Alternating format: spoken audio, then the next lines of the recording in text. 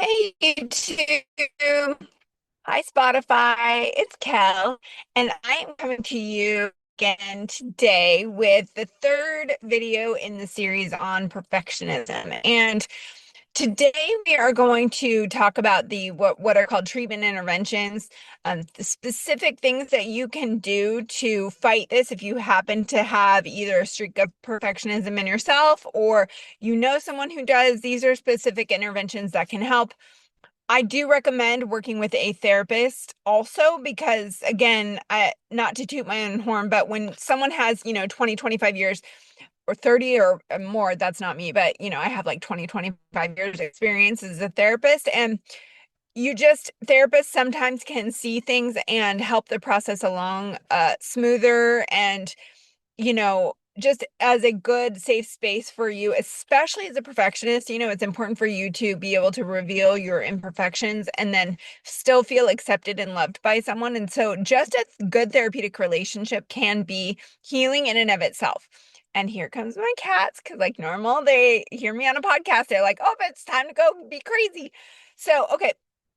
So the first thing we're going to talk about is we mentioned in the other video irrational beliefs. And so again, coming back to therapists and saying that you really should, this is one that is a little bit more challenging to fight on your own. Now, could you do it if you looked into cognitive behavioral therapy and if you knew what irrational beliefs were? Sure. But again, it's just much more easy and the process is like, in a safe environment to work with. So my first suggestion would be work with a therapist on the irrational belief portion. They are specifically trained in cognitive behavioral therapy and they know how to quote, refute, or, kind of help you accept whatever and change the irrational core beliefs at play. So on that particular one, that's one that I would say a therapist is going to come in the most handy with. Number two, we talked about how sometimes perfectionism can be caused by a lack of integration of the shadow side. So, and I did take notes for myself. So, one thing I'm actually going to give props to, and I think people will be shocked, but I'm going to give props to Chat GPT in this video a couple times, because I do not believe that they should be used primarily as a therapist. It's just not the same. Number one, the whole point, well, half the point of a therapeutic relationship is that you feel safe in front of another human being, letting all of you be seen and you're still accepted and cared about and you feel important and your dignity is intact and all of that. So half of it is just the human to human relationship, which AI will never replace, right? But ChatGPT can be, and I have used it with clients in a few different ways, but mostly in conjunction with therapy. So like, and one of the best ways I have seen ChatGPT be used is coming up with a list of journaling questions. Now, you still have to do the work, right? But I, I love if you know the prompts to put into ChatGPT, which again, a therapist can help you, or I'm going to kind of give you some in this video.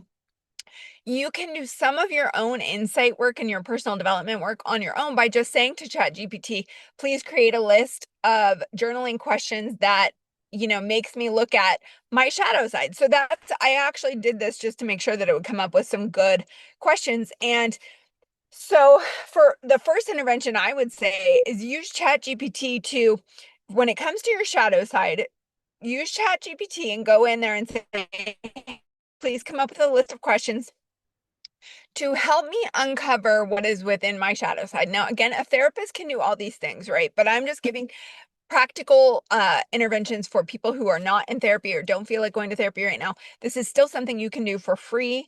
As of right now, it's free, I think. But and it will give you a whole list of great questions to ask yourself, and you have, plenty of journaling questions there. And so you could put in the prompt, hey, please give me a list of questions that would be used for journaling to help me integrate my shadow side into my quote lighter side.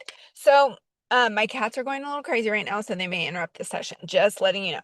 Okay, so that is one of the first interventions. I have seen those questions be good.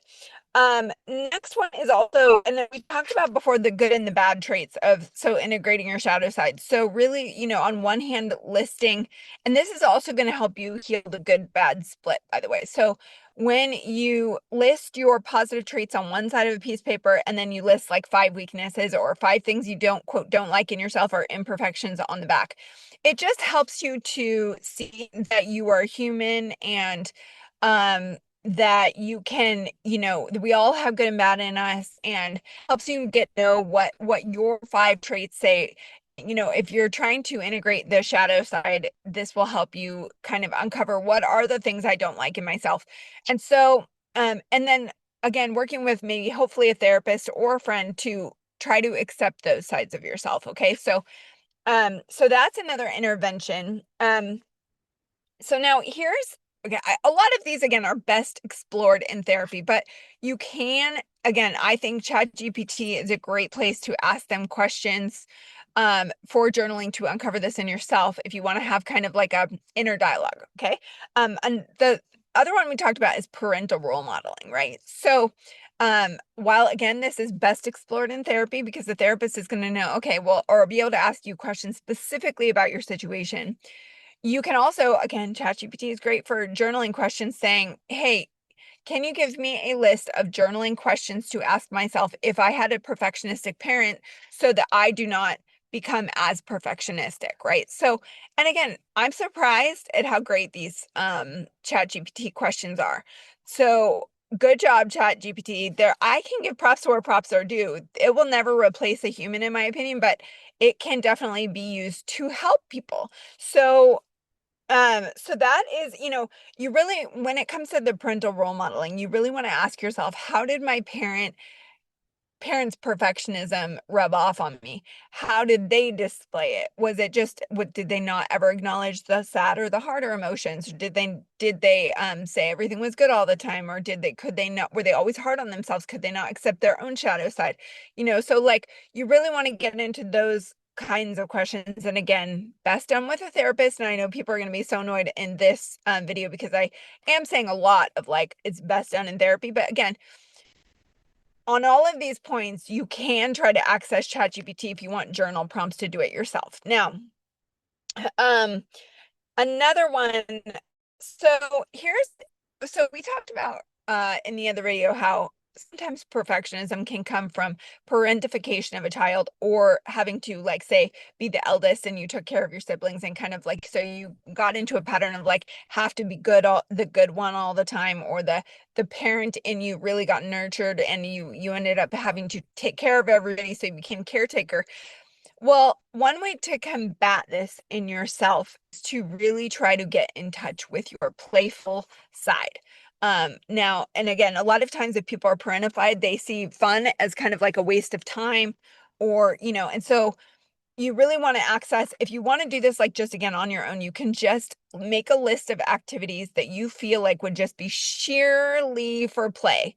It might be going to a local park and throwing a frisbee around, or something as silly as like flying a kite or riding a bike, or things that are or could be seen as quote frivolous or time wasting, but the whole point is just to have fun. Having fun is a goal, in my opinion, in and of itself, because especially psychologically, we've talked about this before. We have the id, which is the child in us. We have the super ego, which is the parent in us, and then we have the ego, which is the quote adult in us. And so the id, the carefree side of ourselves, is very important. The playful side is very important to keep alive in us, and so you need to ask yourself, what silly things can I do to just play in my life? As children, we used to go play with our friends all the time. And as adults, we lost that completely. So I'm a firm believer that we all have to make sure that we are, quote, playing enough in our lives, not all the time, or you can become, quote, hedonist. And that's not a goal either, right? It's everything in moderation. But it's important to know for you, what does carefree look like in your life? What do you do in your life that makes you feel carefree? What makes you forget any worries or responsibilities temporarily so that you can have kind of like just again kids play games, they play tag, play board games, they ride their bikes, they go do gymnastics. You know what I mean? They're like constantly playing. And I feel like we as adults, we must get back in touch with that side of ourselves and keep it until we die. It's like we are missing out if we are not in touch with playfulness while we are here. So, okay, another one that parentified people can do, because a lot of times parentified slash perfectionistic, I mean, they are different, but if you happen to overlap with the two, um what you can do also is one trait that they have. Sorry, that's my cat. One trait that they have difficulty with is vulnerability, because they were so busy, quote, giving care to others, that they never really got to receive care themselves. And so being vulnerable is a is not a comfortable or well-known or well-experienced position by people who are parentified and or can be perfectionists, right? Because perfectionists feel like vulnerability could make them seem imperfect somehow if they are vulnerable with something. So an intervention there is to become vulnerable about your imperfections to emotionally safe people. Now, it's very important, that last part, that you don't go become vulnerable about your imperfections to emotionally unsafe people. And I'm not saying there's toxic people or not, but what I am saying is you want to make sure that the person you're practicing your imperfectionism with is someone who is not going to judge you, who will not throw it back in your face later, who can keep a secret, or knows how to not tell everybody else your business, won't judge you, will accept you and support you, and even like try to find a way to still encourage you despite you, kind of lowering your walls or your boundaries with them, and admitting what you perceive to be a weakness, right? So that is a way you can combat perfectionism, because what perfectionists really need is to be able to be seen as imperfect and still loved, still accepted. That is very, very, very healing for perfectionists. So, okay, another one that we talked about is relying on external validation for a sense of worth. So, perfectionists, like we said, they can be very good at things. And so, because of that, they may have become very, well received and well rewarded by external validation growing up. But sometimes when you grow up and then you become an adult, sometimes you don't get the same external validation. So, you really have to learn, perfectionists have to learn how to validate themselves, and even when they are imperfect. So again, another really good thing, so what I would recommend for that is coming again with a therapist or not, you can come up with a list of positive affirmations for yourself that you repeat, repeat, repeat until it becomes like, a true belief. It may seem or feel false at first, but the more you say them, a lot of times these affirmations, the more they do feel true. So an example would be, even if I'm imperfect, I'm still lovable. Even if I make a mistake, I'm still lovable. Even if I make a mistake, I'm not a failure. I tried my hardest. So there's like, those are just examples of affirmations that you have to write specific ones for yourself that are basically rationally true and combat perfectionism, okay? Another one that I want to talk about is also to combat external validation, is asking yourself, what do I believe about this situation, whatever it is. A lot of times perfectionists have kind of learned to give their power over to the audience kind of out here to determine if they're, quote, doing it good enough or whatever. And so, maybe, okay.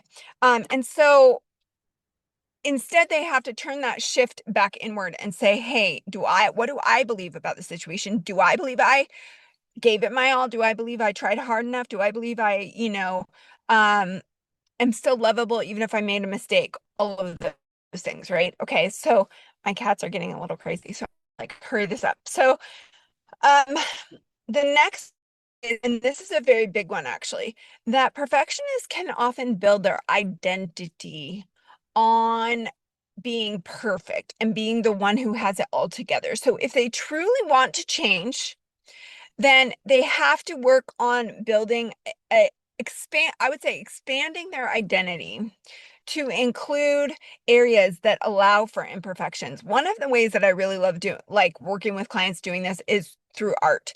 So if they do any kind of art, making sure that they practice screwing up on purpose and seeing that it's okay. Or, um, what was it like? One of the I forget the famous artist used to say like mistakes are like happy accidents, but the whole point is learning to accept the imperfections. And sometimes a lot of artists think imperfections actually make it unique, make it, kind of like give it the individuality. And so when you, whatever it is, even if it's like singing or, playing a guitar or something, purposefully screwing up a little bit sometimes to just see it's okay. No one's gonna, say you're shunned from the group or, and if they do, they're the wrong group. But so, but I would say expanding your identity.